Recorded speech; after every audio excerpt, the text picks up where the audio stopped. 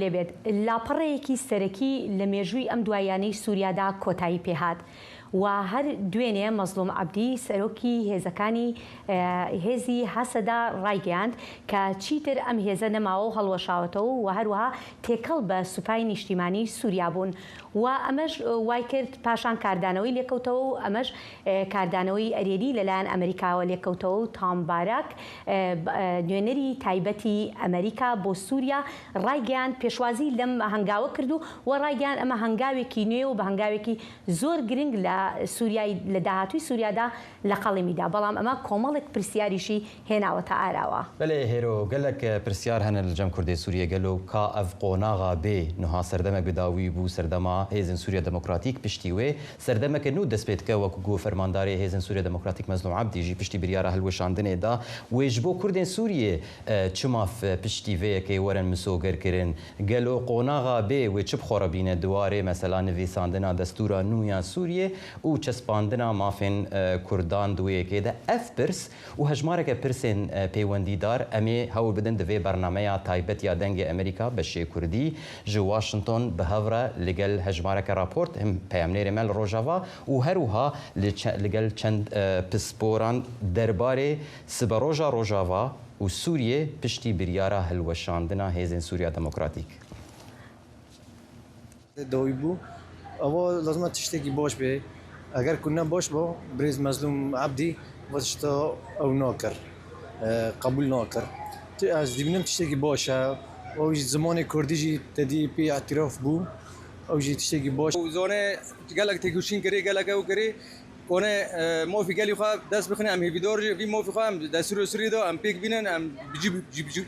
cî bikin warê ew ê pratikê da em cî bikin em gelekî memnûn dibin kêfxweş dibin em jî bolo xûna va şehîdê me jî erdê norê inşallah. Erê mesela hevkirinê xwe pir îcabiye em ji dixwazin bi zimanê xwe bixwînin û şadê em bêjin va ew doğa bibe bi zimanê me warê kemil kirin. والله ام روزينه ام چرا روزينه نه بكيفي خو روزينه نه بكيفي خو اما روزينه يعني نباش نباش چرا؟ چرا؟ نباش شكل صار نابجن عملية سياسات دنا ندوي هو دانا عم تخازن كرد تم كرد بمنا تب زماني ما به زماني ما تقلع عربي نبه حقك ما جي هي انه عم كرداتنا عم كرد بمنا انا نقدر جم هان زماني وانو ارينا دولت سوري نكون كاس نكون بچه ولات خو نكون بچه اخو خو هيرو بلي خو كرداتن هيرو مظلوم عبد الخازن هيرو ريما ذاكن اي مت كرد بچه عرض خو شرف خو ناموس خو نێرینێکی ئەم دنێرن باشە براستیژی ینی جارە یەکەمینە ئەم بین کورد ینی هەبوونا خۆ ناسنامەیە خۆ کەسێکی ji بۆ کوردان جارە یەکەمین تێ veqetandina ku ew jî dikane bê êdî pêşeroja Kurdan bê diyarkirin. Şervanên Qesedê neçûn mala xwe şervanê Qesedê cê xwe nava artêşa Sûrî da girtin. Karmendê rêveberiya Xweser cê xwe nava hikûmeta Demkî da girtin. Ji me tê xwastin jî wek aliyê siyasî em piştgiriya ev kesan bikin. Kesek ku derbasî we bin ew hîro nûnerê Kurdanin di hindir hikûmetê da şervanê Kurdanin di hindir artêşa nû ya Sûrî da. Lê ev yek jî têrî mafê me nake yani em Kurd li ser zemîna xwe dîrokî li Rojavayê Kurdistan jiyan dikin. Mafekî me heye di hindir vî welatî da dibe em wek aliyê siyasî em hewaldanê xwe bikin li kêlekê ev kesên ku derbasî nava hikûmeta Sûrî bî li gêlekê hikûmeta Sûrî em karibin hewaldanê xwe bikin ta ku em mafê xwe di distûrê nî Sûrî da cibce bikin ew armanca me sereke ye. بەڵێ ئازیزان ئێمە دەزانین هەمومان بیرمانە کە پاش شەڕی کۆبانێ بوو کاتێکە هێزەکانی داعش لە خەریک بوو کۆبانیان داگیر دەکرد لەو کاتەیە کە لە پاش ئەوە پشتیوانی هێزی ئەمریکا بۆ کورد لە سووریا دەستی پێکرد جا ئەوەی کە بینیمان ئەمەش بۆچوونی خەڵکی کۆبانێ بوو لەسەر ئەم بڕیارە نوێیە و هەروەها سیروان بێجگە لە خەڵک لە کۆبانێ ئەمە دەزانین لایەنە سیاسەکانیش کاردانەوەیان هەبووە لەسەر ئەم بابەتە. بله هیرو وقت چاوا مل کوبانه دیت نرین جدا هنه براسی درباره و بریاره هلوشاندنا هیزن سوریا دموکراتیک وکی ویجی وکو تگوت لقامش لوجی پیامنیر ما امجد کردو راپورتک درباره نرین آلیین سیاسی لسر و بریاره حسده آماده کریه کام بهافره تماشا بکن. سوريا يكوي وأولاد داخوانيا فرمانداري گشتي يهزن سوريا ديمقراطيك مظلوم عبد شامي قناغك بداوي ويكانو دسبيكر آليين سياسيين كردي فيغاوي وكا دسبيكك بو تفليبونا دعواكرنا سوريا نودا دبينن جهه كو ديالوج وهفشيا نشتماني دبن بنجها سركه قصده دماد هات خواستن پاراستن کر اما نها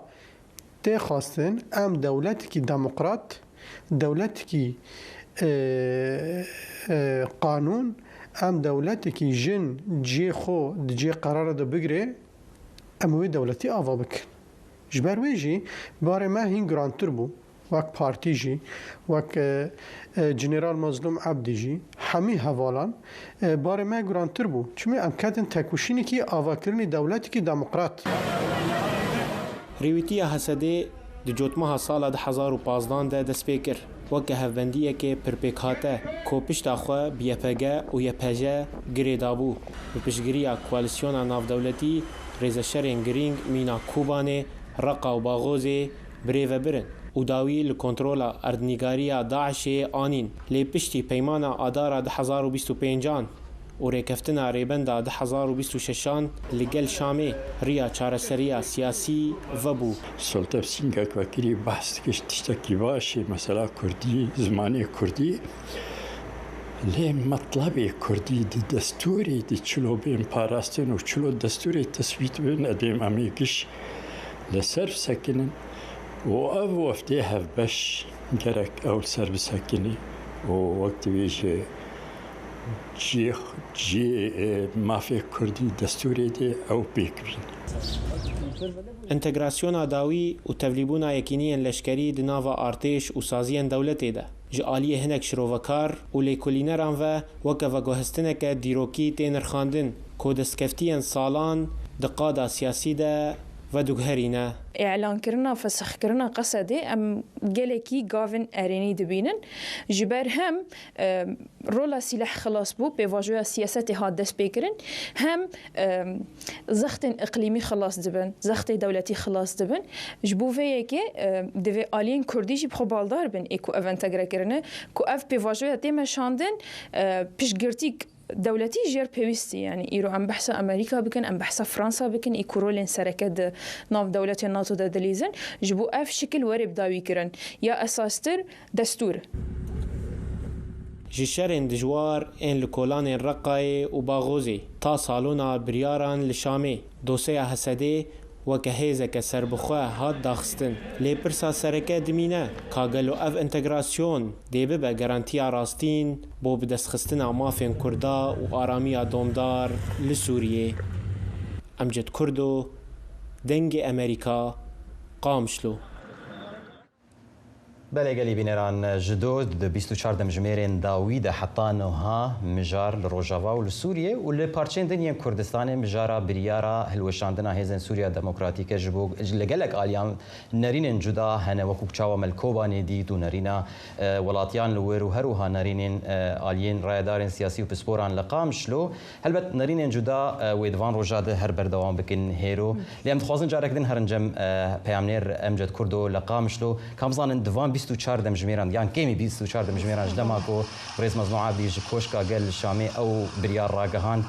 خلق شد بيجن بيفاجويا نقاش وقفتقويا لورشنا امجد بخير هاتي قالوا او نارين سياسي او يكو مدرابورتا تديد امجد لكولاني جيتين بهيستن يعني خياي بقشتي قشبينيك هي لكولانا روجاوا بله دمات باش و دمات او تماشوانا براستی جدوش دما راگاندنا جنرال مظلوم عبدی بریارا هلوشاندنا یعنی بداوی آنینا ارکا لشکریه هسده بدنگیک لکولانا کردی لروجاوای کردستانی هی روی کسان نایش رو وکرن بدنگیک هی هلبت اویک نورماله جبر هلوشاندنا هیزه که گو 10 سالان اف دور دپاراس نتشتکی نورماله و هندکه هیزه که گو 130,000 شروان دناف خود دحواند لفیده که یعنی دابشی دبشا دبن بشک غمگینه دبیجه اف ارک بداوی بو گلوی کی ویده بری وان هریما بپارێزە ئالیەکی دنجی کێفخۆشن دەبێژن ئەف هەفپەیمان ڕێل بەر شەر گرتیە ڕێل بەر خوین ڕژاندنێ گرتیە ji bo êna gavek erêniye lewra lê ema em werin pişkî behsa hesedê bikin ew hêza ku sala 2015 de hat damezrandin pişkî em bêjin bi navê YPG û hin pêkhateyên din ji ber pir pêkhate bû hem Ereb hin Siryan hem Kurd jî nav xwe de digirtin 2015 dest pê kir û gelek şer bi hevkariya koalisyona navdewletî bi ser ketin çi jî li Reqqabe li Kubanê be şerê Kubanê navdar çi jî em bêjin dema bidawî anîna erdnîgariya destê Daişê de li Baghozê di sala 2019 de bi her halî yanî pirs li vir pir belav dibin gelo wê siberoja deverê çi be باشە ئەم جەدەر وەکو لە راپۆرتەکەت بینیمان کە هەندێک لە لایەنە سیاسەکانیش بۆچوونی خۆیان لەسەر هەڵوەشاندنەوەی ئەم هێزە وتووە بەڵام ئایا بۆچوونی لایەنە سیاسەکان لەسەر ئەو مافانەی کە بۆ کورد دابێ با بڵین پەیمان بە کورد دراوە بۆ ئەو مافانەی کە لە سووریا بپارێزێن لەسەر ئەمە ئەڵێن چی؟ بله هیرو براستی یعنی هیرو محول دا ام حما آلیا ببین حما آلیین و رای دایرین پارتیین سیاسی لویده که نزیک بونه که حما آلیان دا او جی نزیک بونه کو راستیا و بریاره کودانینا چکیه بداوی آنینا قناغا راکرنا چکه قناغا چکداری ایدی درباسی قناغا کنو دبن قناغا آواکرنا سوریانو آواکرنا سوریا پر امبیجن پر اول پر امبیجن کرد ناو ده بگرن عرب بن سریان بن خرسیان بن و گودو جنرال جیانی سرزمان خو ایرو ما پیاده جی جمره تکس کر گو افغاوا راست دریا راست ده شبو گو ام سوریا دموکراتیک آوا بکن لأما براستی انجمنا اجتماعی انا کسی محول دام خو بگینن و انا تهلوستن راست نشان ندان لأما پارتیا پیشورو ام بیجن دکتور صالح درویش کو گریدان کوی بنجومن هەیە پچێکی حشکایی ویش بۆ vê meselê hevî tevî ku piştgir bû ji bo biryara danîna çekê lê ser wergirtina posta müsteşarê serokatiya Sûrê Duwarê Kurdî de ji bo Mezlûm Ebdê piçek cihê nakokiyê nav partiyên siyasî de tevî ku ev wergirtina vê postê nehatiye piştrastkirin jî heta niha çiya Mezlûm Ebdê be çi jî girtina İlham Ehmed cihekî serokatî de encumena gel de ji bo vê yekê hîn jî civîn berdewamin yanî civînên li Şamê bidawî nebûye ji ber bi rastî pirs li ser siberoja YPG jî hîn berdewam e li hin axaftin hene li ser postên goyê werin girtin li ser rewşa zimanê Kurdî û li ser bicihkirina یەکینیە پارستنا ژن YPG di nava wezareta hundirîn de li Sûriyê. Baş emced helbet gelek mijarê din hene ku hîn asêne wekû te got doseya YPG ka wê bibin beşek ji Wezareta Navxweyiya Sûriye ya wekû hêzeke leşkerî têkev navar têşê û mijarê din jî li kolanên Qamişlo û bajarên din yên Rojava hene mesela ka pirsa yani em bêjin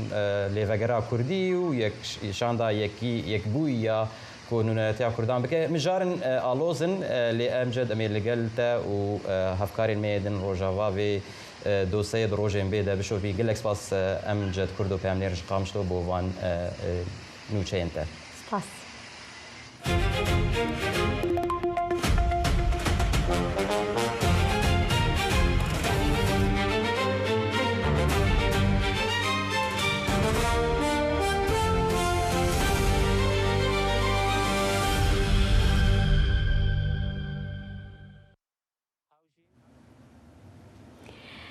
بەڵێ ئازیزان بۆ تاوتوێکردنی ئەم بابەتە میواندارێتی دووبەڕێزەکەین دکتۆر نیکۆلا شاڵی پسپۆڕی کاروباری نێودەوڵەتی لە سلێمانیەوە لەگەڵماندایە و هەروەها هۆشنگ ئۆزێ نووسەر لە بەلجیکاوە لەگەڵماندا دەبێت سەرەتا دەچینە لای دکتۆر نیکۆلا شاڵی دکتۆر سپاس بۆ ئەم دەرفەتە لەوە لە کۆنتترۆلەوە ئاگادار کرامەوە دیارە دکتۆر شاڵی ئامادە نییە یان گرفتێکی تەکنیکی هەیە لەوێەوە بەڵام سووریا ینی سیروانێمە دەزانی سووریا بە قۆناغێکی نوێدا تێپەڕەبێ کۆمەڵێک پرسیار هەیە هێشتا وەڵامی ئەو پرسیارانە نەدراونەتەوە وەکو جەنابیشت ئاماژەت پێکرد ینی لە سەرتاوە کە یەکێک لەوانە تێکەڵکردنی ئەم هێزانەی هێزەکان چیان بەسەردێ بەڵام بێجگە لەوەش ئەو مافانە چین کە لە سووریایە کورد دەتوانێت دەستەبەری بکە ئەمە شتێکی ترە یاخود ئەم ڕێککەوتنە ئایا ڕێککەوتنێکی استراتیژیە یا کورد لە ناچاریە ڕادز بۆ ئەم ڕێککەوتنەی کردووە ئەوانە هەمووی ئەو پرسیارانن کە دەکرێت تاوتوی زیاتر بکرێت لەوانەیە لە ڕۆژانی داهاتوو زانیاری زیاتر لەسەر ئەمانە بێتە پێشەوە. بەڵێ هێرۆ ینی برێز مەزلوم عەبدی فەرمانداری هەسەدە کو دۆ گۆتارە خۆدە لە شامێ بەحسا ڤان مژارا کرد گوت کو ئەم داخوازە سووریەکە پڕەنگ دەکەن سووریەکە پڕئالی سووریەکە کو هەموو شقۆک نەهام سەر ئەکرانێژی دەبیرن ئەڤژی بەشێکە ژە هەفدیتنا برێز مەزلوم عەبدی و هەروها سەرۆکە ئۆفیسا تێکلین دەربەیە ڕێڤەبەریە خۆسەر ئیلهام ئەحمەد و شاندال گەلوان لەگەڵ سەرۆکێ کاتیە سووریە ئەحمەد الشەرع و شاندا ئالیە سووری دوێ گۆتارێ دە بەحساوەیەکێ کرد بڕاستی کو ئەم دخوازن مەسەلا مافێ زمانی کوردی لە سووریە و مافێ پەروەردەیە بە زمانی کوردی دە دەستوریە سووریە دەوەرە چەسپاندن هێرۆ ئەحمەد الشەرع سەرۆکێ کاتیە سووریە بەری دەمەکێ فەرمانێکیان مەرسوومێک بناوێ مەرسوومە هەژمار 13 بەلاف کرد تێدا دەبێژە زمانی کوردی زمانێکی نیشتیمانیە نەفەرمیە نیشتیمانیە نها لە گۆڕ راپۆرت بێژن شتێکی فەرمی نییە لێ شاندا کوردان کۆنهال شامەیە هەول لەسەروەیەکی نیقاش دکن کا چاوە vêyekê di destûrê biçespînin wekû zimanekî fermî. سیروانە me ئاماژە بۆش بکەم ئێمە دەزانین ئەم ڕێککەوتنەژ یاخود ئەم ڕاگەیاندنە لە کاتێکدا هاتووە هەر ڕۆژێک پێش ئەوە سووریا لە لیستی ئەو وڵاتانش دەرهێنرا لیستی وڵاتەکانی با بڵێن وەزارەتی دەرەوەی ئەمریکا کە وەکو پشتیوانی کاری تێرۆریزم لە قەڵەم درابوو لە لیستی ئەو وڵاتانش دەرهێنرا ینی ئەمەش هەنگاوێکی ترە و ئێمە دەزانین نەروەکو لە سەرەتای بەرنامەکەشەوە ئاماژەم پێکرد تامبارک ئاماژەی بۆ کردوانی ئەم هەنگاوی وەکو هەنگاوێکی گرنگ و مێژووی لە قەڵەم داوە کە ئیتر چەک نامێنێ با بڵێن هێزەکان تێکەڵ بە یەکترە بنەوە وەکو یەک هێزێکی نیشتیمانی سووریا لێی دەنڕاندرێت. و برێز تامبارک نونەرێ ئەمریکا لە سووریە بەحساوێکی کرد و ئەڤش دەستپێکێ دەستپێکە کو ئەمریکا دەست بە دانوستاندنا فەرمی و ڕاستەڕاست لەگەڵ حکوومەتە دەمکیە سووریە کرد ئەف سیاسەتە سەرۆک ترامپ و کۆ لە سووریە یەک ئارتێش هەبە و وەکو سووریەکە یەکبووی هەموو ئالی دەبن سیبەرە نیشتیمانیدا بە هەڤڕە بخەبتن و هەرکەس سوودێژوێ یەکێ بگرە هەروە ببوورە بەحسا ڕۆڵە هەسەدەژی کرد و گوت کۆ دقۆناغەکە گرنگ یا مێژووە سووریە دە ڕۆلەکە گرنگ لیست نوها ئەوەی هەول بدن وەوایە خاڵەکە گرنگە هێرۆ و ئەمریکا دقۆناغا بێدژی ئالیکاریە بیانی ئەو پرۆسێسە ئینتەگراسیۆنێ هێشتا بەردەوام ببە بە قۆناغا سیاسی ینی وەکو برێز عەبدی دۆژی گوت قۆناغا لەشکری بداوی بوو ئەرکێ لەشکری بداوی بوو نەها ئەرکێ سیاسی ئێدی دەست پێ دەکە و خویای ئەمریکا دخوازە هەروێ ڕۆڵە ناوبینکاریە دناوبەرە هەردوو ئالیان بەردەوام بکە دواری ئاسایش و لەشکری دەبداوی بووە لێ دواری سیاسی دەتەنێ دەست پێکە و هەروەها ئەمە ئاماژە بۆش بکەین ئەمەش لە کاتێکایە سیروانێمە دەزانین کە پەرلەمانێکی نوێژ لە سووریا هاتۆتە ئاراوە ینی پێشتریش کورد نوێنەرایەتی هەندێک لە کوردەکان نوێنەرایەتیان لەو پەرلەمانە هەبوو بەڵام ئەو کاتە بەڕێوەبەرایەتی خۆسەر نوێنەرایەتی نەبوو بەڵام ئێستا بزانین لە مەولاچی ڕوادات و بەڕێوەبەرایەتی خۆسەر چ جۆرە بەشداریەکیە بیانێ و بەڕێوەبەرایەتی خۆسەری کە ئێستا ئیتر تێکەڵ بە حکوومەتی با بڵێن سووریا حکوومەتی کاتی سووریا بن چ جۆرە ڕۆڵێک دەیگەڕن لە داهاتووی سووریادامانە هەمووی پرسیارن کە دەکرێت لە ڕۆژانی داهاتووە زیاتر شرۆڤەی ئەم بابەتانە بکرێت و زیاتر لێدوان بدەن بەرپرسان لەسەر ڕوونکردنەوە لەسەر ئەم بابەتانە. یعنی ئەف پرسێک و بڕاستی وڵاتیان ڕۆژاوان نها دەپرسن کاس بە ڕۆژە دەوێت چییە نەها هێزێن ئاساییشێ هێزین هەسەدە تەڤلی ئەم بێژن وەزارەتە ناوخۆیی و ئارتێشە سووریە بوونە لێ دەهەمان دەمێدە گەلێک پرس هەنە سبە ڕۆژە ئەو کەسێن ینی کارمەند نه هەموو کارمەند یەن ڕێڤەبەریا خۆسەر حتانها نه هەموو تەڤلی هێزێن ئەمبێژن دەولەتێ بوونە کارمەندێ دەولەتێ بوونە یەک جوان پرسا پەروەردەیەک وش بۆ خەڵکێ هێرۆ نفشێکی مەزن بێتری 10 ساڵان لە سووریە پەروەردەیە کوردی لە ڕۆژاوا پەروەردەیە کوردی دیت نوها پرسایی کاس بە ڕۆژاوان کەسان ئەو کەسان بەڵێ ئەوە ئێستاش دەرهێنەری بەرنامە ئاگادار مەکاتەوە کە دکتۆر نیکۆلا ئامادەی و لەوەیە دکتۆر سپاس بۆ کاتەکەت کە لەگەڵماندای هیوادارم ئێستا دەنگمانت گوێ لێ بێ دەمەوێت سەرەتا بەو پرسیارە دەست پێ بکەم دکتۆر ئەم سپاسەکەم دەمەوێت سەرەتا بۆ پرسیارە دەست پێ بکەم ئەم ڕێککەوتنە یاخود ئەم ڕاگەاندنە تێکەڵکردنی هێزەکانی هەسەدە لەگەڵ سوپای نیشتیمانی سووریادا بۆ کورد چ مانایەکی دەبێت لە داهاتوودا؟ بەڕێزانم کاتتان باش هەڵبەتە ئەوەی کە ئێستا ئەوەکو پرۆسە بەڕێوە ئەچێت لە ڕووی سەربازی و ئەمنیەوە بریتە لە یەکگرتنی هێزەکانی سووریای دیموکرات بە دیاریکراوی هەڵبەت مەبەستم لە یەکینەکانی پاراستنی گەلە یاپەگا چکە یاپەژە مامەڵێکی تایبەت و جیاوازی لەگەڵا ئەکرێ لەگەڵ ئەو هێزانی کە لەژێر چەتری وەزارەتی بەرگری حکوومەتی ڕاگوزەری نوێی سووریا لەژێر ئەو چەتریا بڕیار وایە کە کۆبنەوە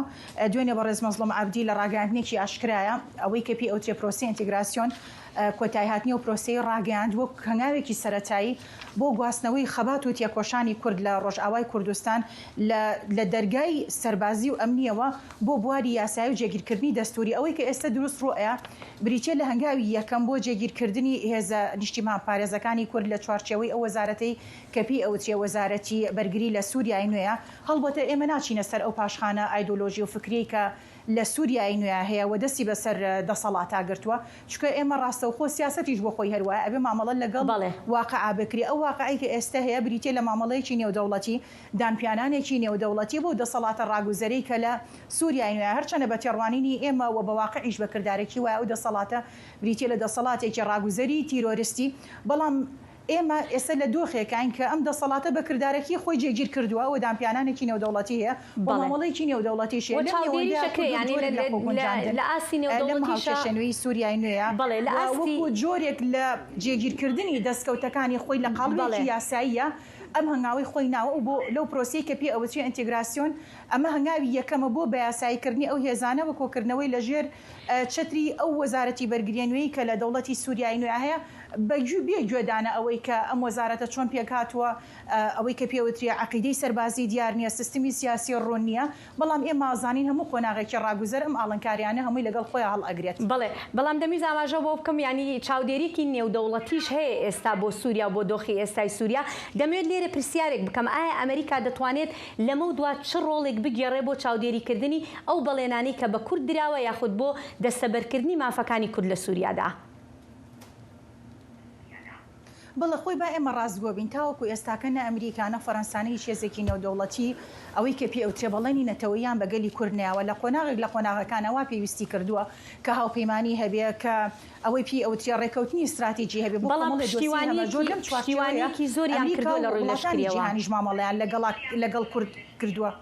ببوورە بوتم بەڵام یعنی ئەمریکا پشتیوانێکی زۆری سەربازی کردووەیان بە تایبەتی لە سووریا لە دوای شەڕی داعشەوە پشتیوانێکی زۆری کوردی کردبوو بیر نەچێت لە 2015 کاتێک هێزەکانی هەسەدە دامەزرا ئێمە پێش ئەو مێژووە یەکینەکانی پاراستنی گەلمان هەبووە لەگەڵ یەکینەکانی پاراستنی ژنیاپەگە و یەپەژە ئەم دوو هێزە نیشتیمان پارێزی کورد وەکو دوو هێزی سەربازی مەیدانی توانیویانە دەست بەسەر جوگرافیا ڕۆژئاوای کوردستانە بگرن ئەو ناوچانە لە دەسەڵاتی بەشار ئەسەد پاپکەنەوە ئازادی بکەن ئەم دۆخە بەردەوام بوو تاوەکو 2014 سەرەتای دەرکەوتنی داعش سەرەتای مامەڵەکردن لەگەڵ ئەم دوو هێزە لە چوارچەوەی هاوپەیمانێکی نێودەوڵەتیە بوو کە ئەم دوو هێزەی کورد لە ڕۆژئاوای کوردستان بوون بە بەشێک لەو هاوپەیمانیە لەو ڕوانگەیەوە لەسەر پێشنیاری ئەمریکا و لەسەر ڕەزامەندی و ئامادەی پیشاندانی دامەزراندنی ئەو هاوپەیمانیە ڕۆژئاوای کوردستان ڕەزامەندی دەربڕی بە دامەزراندنی هەسەدە و بەڕێز مەزلوم عەبدی بۆ خۆشی سەرکردایەتی ئەو هێزانی ئەکرد لەو چوارچێوەیە مامەڵەیەکی نێودەوڵەتی فەرمی لەگەڵ هێزەکانی هەسەدەکەیە پەگە و یەپەژە دوو پایی سەرەکی بوونتیانە لە حەویەکینی سەربازی جیاواز پێکێم هێزانە پێکاتون مامەڵەی نێودەوڵەتی کراوە پڕچەکراون مەشقی سەربازی زۆر باشیان پێکراوە ئەوەی کەپی ئەوترێ سنووریان بۆ واڵاکراوەتەوە بە بەرەنگاربوونەوەی تیرۆر کۆی ئەم مامەڵانە ڕوویاوە بۆ تا ئەو کاتی کە بە فەرمی ئەوەی کەپی ئەوترێ کۆتایی هاتنی مەیدانی داعشیانەوەی مەترسی ڕاستە و خۆیە بۆ سەر ئەمن و ئاسایشی نێودەوڵەتی کە کۆتایی پێە کاتێکە ئەم ئەرکانە کۆتایی پێە و قۆناغەکە تێ ئەپەڕێ ئیتر ئۆتۆماتیکی ئەرکەکانی هەسەدا بەجێ هێنراوە و وا پێویستەکە کۆتایی بۆ هێزە بهێنرێ بەڵام سەبارەت بە بەردەوامبوونی هێزەکانی هەسەدە تەنانەت لە دوای 2017ەوە کە بە ڕسمی ڕاگەێنرا کە هێزی داعش گروپی تیرۆریستی داعش سنگێکی ئەوەیان نەماوە لە مەیدانە ئەمە وای کرد ئەم هێزە بەردەوام بێت لە ڕوانگەی ئەوەی کە کۆمەلگەی نێودەوڵەتی پێویستی بە هێزەکانی هەسەدە بوو هەم بۆ پاراستنی ئەو زیندانانەی کە داعشەکانی تیابوون لەگەڵ خێزانەکانی ناوی کە پێ ئەوتێ کەمپەکان هەم لە هەمان کاتیشان مەترسی ئەوە هەبوو کە پێ ئەوتێ گیرفانی بەرەنگاری یاخود گروپە بەرەنگاریە تیرۆریستیەکان کە لە ناوچە جیاوازەکانە دەرئەکەوتن بەڵام ئێمە ئەزانین دوای کەوتنی ڕژێمی بەشار ئەسەد لە شتی 2024 قۆناغێکی نوێ هاتوۆتە پێشەوە مامەڵەیەکی نوێ هاتوۆتە پێشەوە و دەوڵەتی سووریا ئۆتۆماتیکی لە مانگی 2025 داخلی قۆناغی ڕاگوزەر بووە قۆناغی ڕاگوزەر سیماتی گشتی وایە ئەبەم جۆرەی خوارەوەیە کە چاودێریی نێودەوڵەتی دروستە بێت لە ناو خۆی ئەو وڵاتی کە بۆ قۆناغایەتی ئەپەڕەوە لە هەمان کاتیشە وردە بە پلەبەندی دەسەکەن بە دامەزراندن و بە دروستکردن و بنیادنانی ئەو پەیکەری کە پێویستە بۆ بەڕێوەبردنی وڵات. لەم نێوەندەیە دەوڵەتی نوێی سووری بە تایبەتی کە پاشخانێکی ئەوەی کەپی ئەوترێ قاعیدی داعشی هەیە و زیاتر و باشتر ئەتوانێت مامەڵە لەگەڵ گروپە تیرۆریستیەکان کاوە تەنانەت سەرکردە باڵاکانیشیان بەدەستەوە بابۆ پێی کە هاوپەیمانیان بۆ خۆشیان بەشێک بن لەو گروپە تیرۆریستیانە. بۆی لەم ڕوانگەیەوە ئەوان زیاتر توانیان لە ڕووی هەواڵگری و لە ڕووی ئەمنیەوە هاوکاری هێزەکانی هاوپەیمانان بن و ئەومان بینی کە بە جۆرێک لە جۆرەکان ئەوەی کەپی ئەوترێ سەرکردە باڵاکانی گروپە تیرۆریستیەکانە بەدەستیەوەیان، بەڵام ئیتر ئەوەی کە ئێستا هاتۆتە پێشەوە دۆخێکی تەواو نوێیە و کوردیش هەم ناچارە هەم حکمەتی سیاسی و سەربازیش وە ئەخوازێ کە وردە خۆی بخاتە ژێر ئەو چەترەی کە باشە دکتۆر شالی نزانم ئەگەر دەنگێم تێتە یانە ببوورە ئەخوازم لەوێدەکە پرسیارێکی بکەم دەسەڵاتێکی تیرۆریستی یاخود دەسەڵاتێکی شارستانیە. بەڵام یەک بابەت بۆ ئێمە لێرەیە زۆر گرنگە مەسەلەی ئینتیگراسیۆنەکە بە چ پرۆسەیەک ڕەتبووە. نزانم دەنگێم تێتە یانە دکتۆر نیکۆلا شالی لێ پرسیارێک لەڤەر هەیە گرینگە دەبەحسا تشتێ فاکتەرێ ناوخۆی سووریا دەکە لێ هەندێک گوهرترین هەرێمیژی هەنەک و گەلک کەس دەبێژن نەها ئەگەر نەفشارە وڵاتین وەکو تورکیە و حتا ڕادەیەکی ئەمریکا باژیش بەرگو ئەمریکا بەری دەمێکی دەرکەت تامباراک نونەرێ ئەمریکا گوت کۆ ئەو هەفپاریات باوبەرە هەسە دەهێزی سووریا دموکراتیک وەکو تەژی گوت و ئەمریکا بۆ قۆناغەکێ بوو ئەو قۆناغ تێپەڕ بوو ئێدی يعني ئەسوازم بەحساوەیەکی بکەم فاکتەرین هەرێمی و بەتایبەت فشارین تورکیە چ ڕۆل هەبوو لەسەر بریارە هەلوەشاندنا هێزین سووریا دموکراتیک؟ بەڕێزان ئەوەی خۆی هەیە ڕاستە ئێمە فشارێکی ڕاستە خۆی تورکیامان لەسەرەوە تورکیاش دەوڵەتێکە ئەندامی ناتۆیە خاوەنی دووەم گەورەترین هێزی زەمینیە لە ناو ناتۆیە و لە هەمان کاتی شابیرمان نەچێ بە کردارەکی ئەوەی کە تۆمبارا گوتی و ئەوەی کە بە ئێمەی کورد هەرس ناکرێەوە پێمان قورسە چکە ئێمە زیاترەوەی کە پێوتریە مامەڵەی استراتیژی و سیاستکردنمان لەسەر بنەمای وەفا و دڵسۆزی و پێزانین و وەفاداریە بۆیە ئێمە ئەو وتار و ئەو لێدوانەی تۆمباراکمان پێ هەرس نەکراوە بەلامانەوە زۆر قورس بوو و تەنانەت گیانمانە ئەوەی کە وتمان ئێمە هاوپەیمانەکانمان بەتایبەتر ئەمریکا فێڵی لێکردون و ئەمە ناپاکیە و دەستبەردارمان بوون بەڵام لە بنەڕەتا بابەتەکان ئەبۆ جۆرە نیە هەموو قۆناغێک پێداویستی خۆی هەیە و هەموو قۆناغێک بەجیا هاوپەیمانی تایبەت بەخۆی هەیە هەستە دەش بریتی بوو لەو هێزە زەمینیە مەشق پێکراوەی کە کورد سەرپەرشتی کردووە و ڕابەرایەتی کردووە و قوربانی پێدراوە لە مەیدانی جەنگال لە قۆناغی خۆیان توانیوێتی مێژوویەکی پڕسەروەری بۆ خۆی تۆمار بکە توانیوێتی ئاشتی و ئاسایشی نێودەوڵەتی بپارێزێ بەڵام کاتێک کە قۆناغێکی نوێیەتە پێشەوە وەکو ئەوەی کە پێوتێ دووبارە بنیادنانەوەی دەوڵەتی نوێ لە ناوخۆی سووریایە کاتێک کە هاوکێشە سیاسی و سەربازی و ئەمنیەکان ئەگۆڕێ کاتێک بەرژەوەندیەکان گۆڕانکاری بەسەرایە باڵانسی هێز ئەگۆڕێ هاوپەیمانی نوێ دووبارەدا ئەڕێژرێتەوە نەخشەی ڕۆژەڵاتی ناوەڕاست دروست ئەکرێتەوە کاتێک کە سیستمی نوێی جیهانی دا ئەڕێژرێتەوە ئۆتۆماتیکی لەگەڵ سیستمێکی جیهانی لە ناوچە هەرێمیەکانە دروست دەبێ ئەم سیستمەوە ئەخوازێ کە کۆمەڵی هێز وەلا بندێ کۆمەڵی هێزی نوێ بێتە مەیدان و کۆمەڵی هێز پێشتر ڕۆڵی نەبوو ئێستاکە ڕۆڵی پێ بدرێ بە شێوەیەکی گشتی ئەوەی کە لە هەڵوەشانەوەی هەسەدەیە ڕوویا هەرچەنە من بە هەڵوەشانەوەی نازانم بابەتێکە پێی ئەوترێ یەکگرتنی هێز ئەم بابەتی یەکگرتنی هێزە بۆ جۆرە نیە کە خەڵک باسی ئەکا و بۆ جۆرەژ نییە کە ئیتر کورد چیتر هێزی سەربازی نەما و بێ هێزی پاراستنی خودی ئەمێنێتەوە وا باشترە بۆ کورد خۆی لەگەڵ ئەم گۆڕانکاریانە گونجێنێ کە لە ناوچەکەیە دروست بووە لەو ڕوانگەیەوە بڕیاری ئینتیگراسیۆن لەگەڵ وەزارەتی بەرگری